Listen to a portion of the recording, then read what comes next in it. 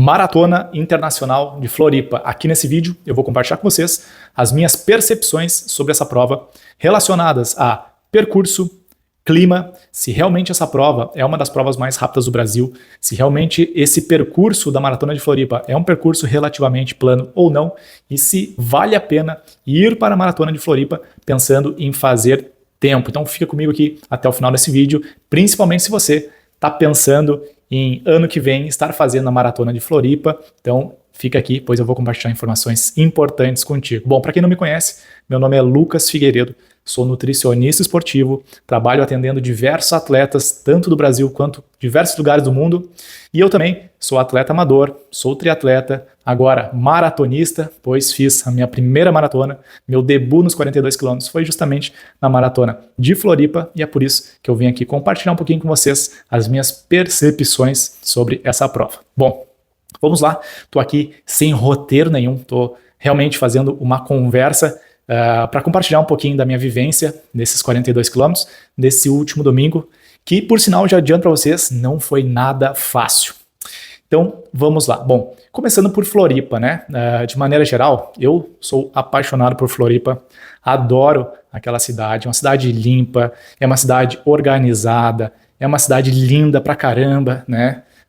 O clima, quando a gente pensa em praia, é um clima extremamente favorável. Agora, porém, entretanto, quando a gente pensa em corrida, muitas vezes o clima de Floripa não é o mais favorável, principalmente porque geralmente a gente tem uma boa quantidade de vento lá em Floripa, a umidade geralmente é alta, e para quem conhece Floripa, por ser uma ilha, principalmente pela organização, sempre gostar muito de fazer com que os corredores passem pelos cartões postais da cidade, ou seja, as pontes, túneis, elevados. Então, consequentemente, o percurso não é fácil. Mas enfim, de maneira geral, um pessoal lá super acolhedor, a cidade é uma cidade maravilhosa. Pensando em passeio, com certeza é uma prova que vale muito a pena fazer para ir lá, curtir a ilha de maneira geral, curtir os bares, curtir a praia, né? Então, vale muito a pena nesse aspecto. Bom, falando especificamente sobre a prova, vamos começar então falando sobre o clima, que nós aqui, né, no sul, eu sou aqui do Rio Grande do Sul, então nessa época do ano a gente tem bastante frio, geralmente aqui no sul, principalmente nas regiões aqui próximas a Porto Alegre. Tanto é que a Maratona Internacional de Porto Alegre, a New Balance, foram provas que tiveram um clima sensacional, onde muitos dos meus atletas conseguiram encontrar a sua mais alta performance nesse ano de 2025, muito, claro, em função do percurso das provas aqui serem muito planas e também do clima ajudar, pois aqui nas provas que a gente teve aqui esse ano, o clima ficou em torno de 10 graus, no máximo 15 graus, o que ajudou muito os atletas. Agora, na Maratona de Floripa, né, que foi agora no final de agosto, a gente já teve algumas alterações no clima. A primeira delas, a temperatura. A temperatura estava próxima aos 20 graus, o que, pensando em corrida, principalmente corrida em alta performance, num ritmo mais baixo, a gente sabe que a temperatura já prejudica um pouco, né? E 20 graus já é uma temperatura, principalmente para quem é acostumado a correr mais no frio, o pessoal aqui do Rio Grande do Sul principalmente, acaba sentindo um pouco.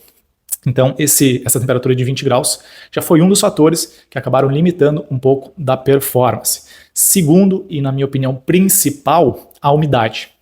Nós tivemos, durante o domingo, dia da prova, uma umidade relativa do ar em 95%. Ou seja, para quem corre, para quem conhece o mundo da corrida, entende a importância e o impacto da umidade na performance, sabe que uma umidade em 95% acaba desgastando muito o atleta, né? Então, consequentemente, tu já tem que fazer uma adequação no seu ritmo de prova. Não, uma umidade dessa, dificilmente a pessoa vai conseguir, o atleta vai conseguir entregar o seu RP, ou a sua melhor prova da vida, né? Então, com essa umidade, eu vi que muitas pessoas, muitos atletas e eu mesmo tive que ajustar um pouquinho, né, dos planos para conseguir entregar a prova.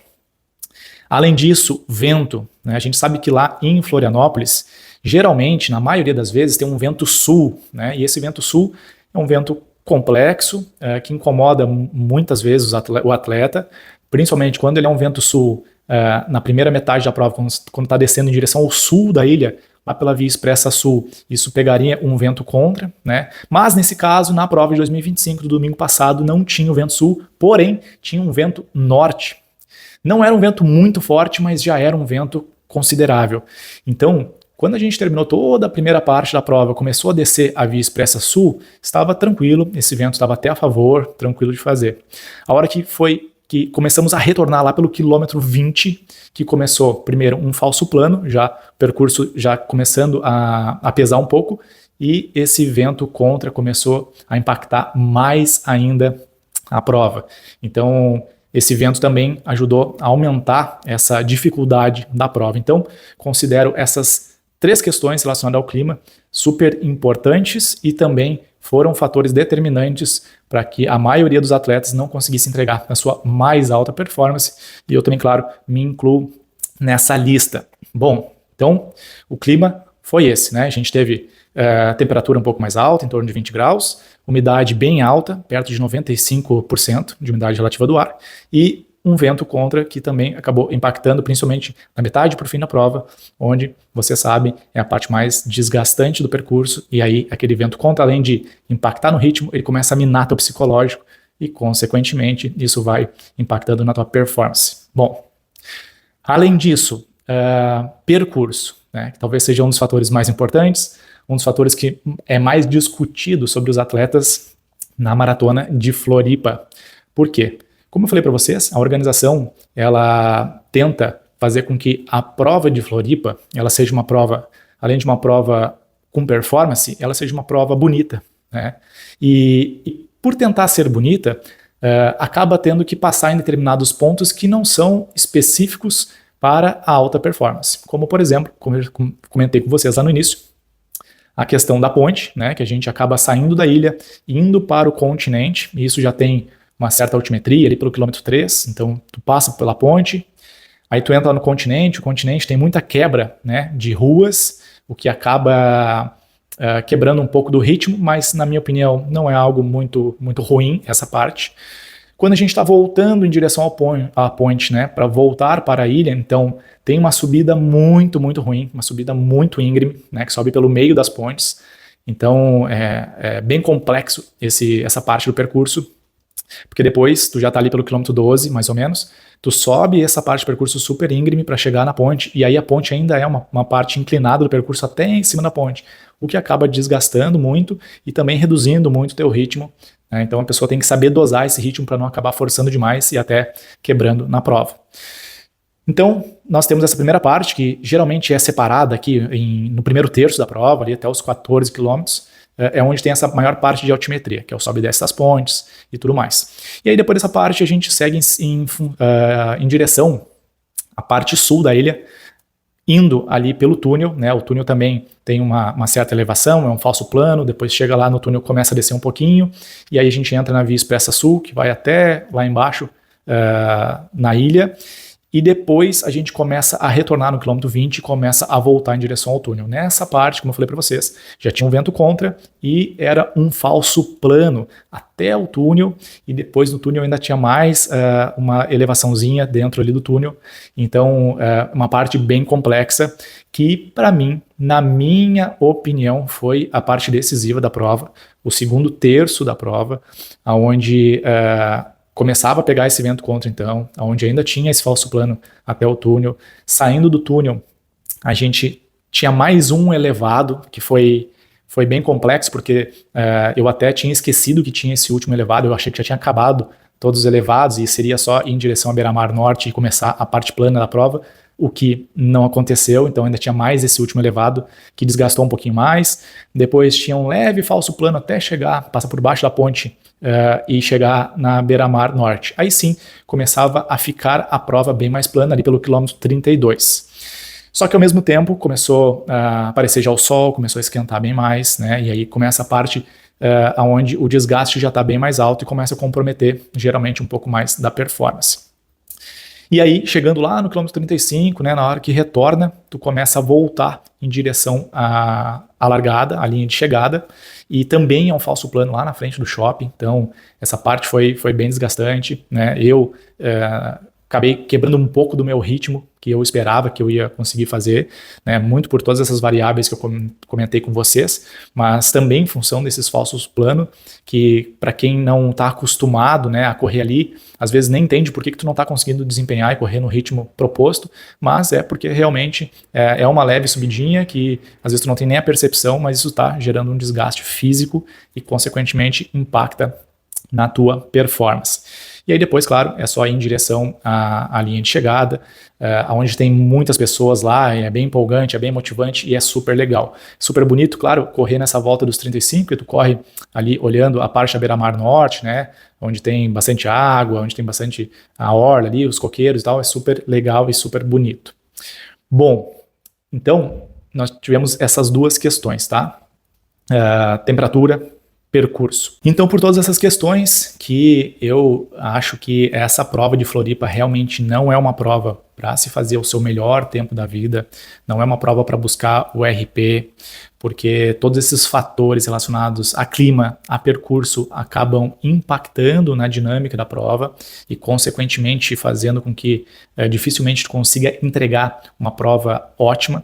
Claro que quanto mais treinado tu for, se for um atleta, né, que já fez diversas maratonas mais difíceis, claro que vai conseguir lidar melhor com essa dinâmica da prova, mas principalmente as pessoas que estão começando a fazer a sua primeira maratona, ou essa segunda, terceira, e está realmente buscando um tempo bom na maratona, essas questões acabam impactando bastante, onde eu acho que realmente não vale a pena ir para fazer tempo. Ao mesmo tempo, né, na minha opinião, é uma prova muito bonita, é uma prova que vale a pena ir para curtir a prova. Eu acho que se o objetivo for, vou fazer uma maratona para curtir toda a dinâmica, né, ir lá passear, conhecer Floripa, ir lá ficar um pouco na praia, depois já fazer a prova, descansar e tal, eu acho uma prova sensacional, uma prova muito boa. Agora, porém, como eu comentei com vocês, quando a gente fala de performance, aí, na minha opinião, eu já acho que não é a melhor opção. E no meu caso, então, fui lá para fazer essa primeira maratona, né, meu debut nos 42 quilômetros. Acabei escolhendo Floripa mais pela questão de encaixar mesmo na minha dinâmica do ano. Eu vinha lá de um primeiro semestre focado em fazer meu primeiro Ironman. Terminei meu Ironman, comecei a treinar, a fazer o ciclo para maratona. Então, a prova que acabou encaixando foi a maratona de Floripa. E meu objetivo inicial era fazer o sub 3. Acabou que nos treinos comecei a ter uma performance melhor, ter bons resultados e, consequentemente, já comecei a mirar novos objetivos. O primeiro deles era o sub 2,50, estava me sentindo preparado para fazer. Poucos dias antes da prova, eu já estava me sentindo tão confiante também que eu já estava mirando até novos alvos, já estava com a expectativa de tentar entregar uma prova para 2,45, só que ao mesmo tempo, aí entrou todos esses fatores. Durante a prova, já comecei a ter que recalcular um pouquinho da rota, já pensar no plano B, então abdiquei de tentar os 2,45, fui tentar buscar os 2,50 e acabei fechando a prova para 2,51, né? Ainda não consegui fazer o sub 2,50, mas fiquei super satisfeito com a prova, né? Por ser a minha primeira maratona, e segundo, por todos esses desafios que eu comentei com vocês, né? Toda essa dinâmica que acabou acontecendo durante a prova e que, consequentemente, acabaram limitando muito do meu desempenho, e eu tenho certeza que em uma prova onde todos esses fatores externos conspirem a favor, eu com certeza estaria entregando uma prova muito melhor. Já estou até começando a treinar para ela, né? A minha prova alvo para tentar fazer meu RP nos 42 vai ser a New Balance 2026 em Porto Alegre, né, que vai ser lá em julho de 2026, então tem bastante tempo para treinar. Vai ser uma época também que geralmente é muito boa, né, aqui no Rio Grande do Sul, com bastante frio, então consequentemente a gente tende a ter um clima bem favorável aí para conseguir ter um alto desempenho. Bom, em resumo, era isso que eu queria trazer para vocês. Quero que tu comente aqui abaixo, me diga se tu participou dessa prova, se tu correu Floripa 2025, e se tu correu, me conta aqui o que tu achou, o que tu achou do percurso, o que tu achou do clima, se foi a tua primeira maratona, ou tu já fez outras maratonas, quero saber assim, o que tu achou dessa prova, e também se tu não correu Floripa, quero saber, me conta aqui se tu vai correr 2026, se com todas essas informações que eu te passei, qual é a tua decisão, se tu acha que vale a pena ou não participar dessa prova. certo? Estamos aí, em breve trarei novas informações para vocês. Estamos juntos, até mais.